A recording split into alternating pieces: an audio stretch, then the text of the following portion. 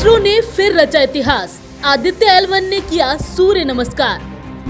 5 महीने बाद L1 point पर पहुंचा स्पेसक्राफ्ट। रहस्य नहीं रहेगा कोरोना लेयर और सूरज का तापमान।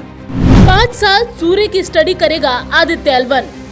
6 जनवरी 2024 की शाम को भारतीय स्पेस एजेंसी इसरो ने एक और इतिहास रच दिया है। आ चुका है, उसकी पुष्टि कर दी गई है।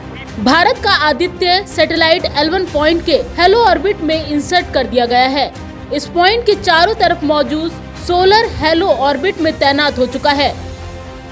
हेलो ऑर्बिट में डालने के लिए आदित्य L1 सैटेलाइट के थ्रस्टर को थोड़ी देर के लिए ऑन किया गया।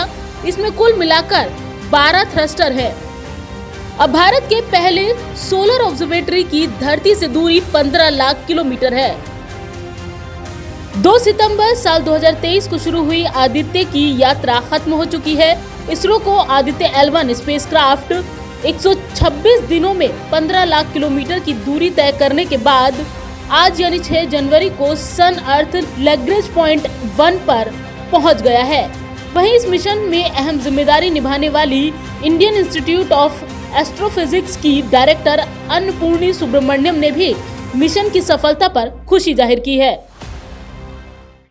We have reached the L1 point, as also the spacecraft is inserted into the halo orbit. So this is a big milestone in the phase of the Aditya L1. We had a first earthbound orbit and then the cruise phase, and now we have reached the L1 and going to the halo orbit. Now we'll be ready to open and start operating all the science instruments. So we look forward to opening and the performance verification phase and the science results coming from all the instruments from Aditya L1. How important this mission can play in future course of actions in any of the operations of this? Yeah, so this is a 1.5 million kilometer away operation. So it is a first time we are doing it. So this will give us a lot of capacity building and also with respect to confidence to do things which are a first time. So we always do first time and be successful. So this is once again proving that we can do it because we have done the enough homework to do it correctly. प्रधानमंत्री नरेंद्र मोदी ने Aditya L1 के hello orbit में entry करने की देशवासियों को बधाई देते हुए अपने सोशल मीडिया प्लेटफॉर्म X पर पोस्ट शेयर की है।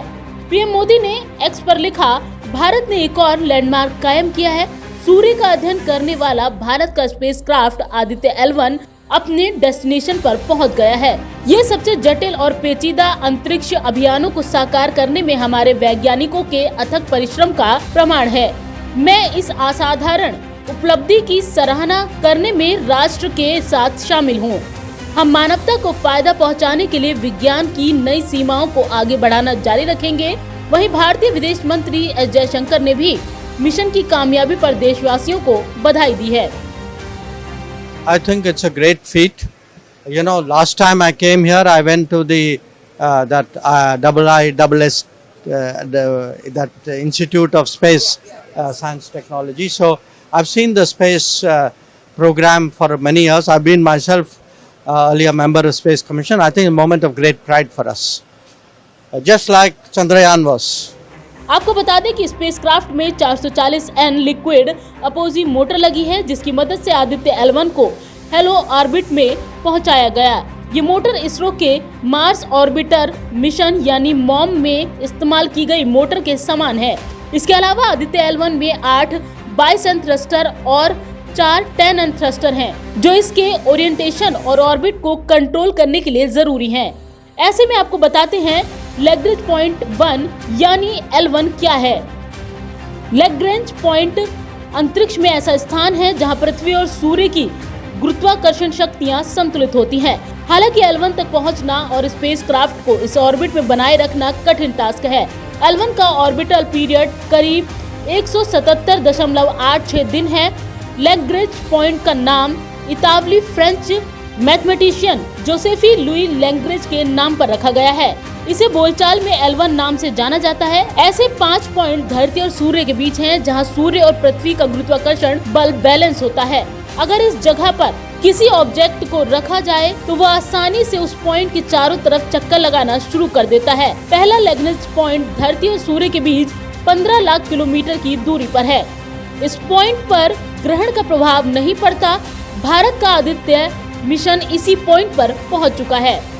400 करोड़ रुपए का ये मिशन अब भारत समेत पूरी दुनिया के सैटेलाइट्स को सौर तूफानों से बचाएगा। ये मिशन 5 साल का होगा। ये मिशन सिर्फ सूरज की स्टडी करने में मदद नहीं करेगा, बल्कि सौर तूफानों की जानकारी भी देगा, जिससे भारत के 50,000 करोड़ रुपए के 50 सैटेलाइट सुरक्षित किए जा सकेंगे। जो भी देश इस तरह की मदद मांगेगा, उन्हें भी मदद की जाएगी। ये प्रोजेक्ट देश के लिए बेहद ही जरूरी है। पंजाब केसरी नवल टाइम्स के लिए संगीता सिंह की रिपोर्ट, दिल्ली।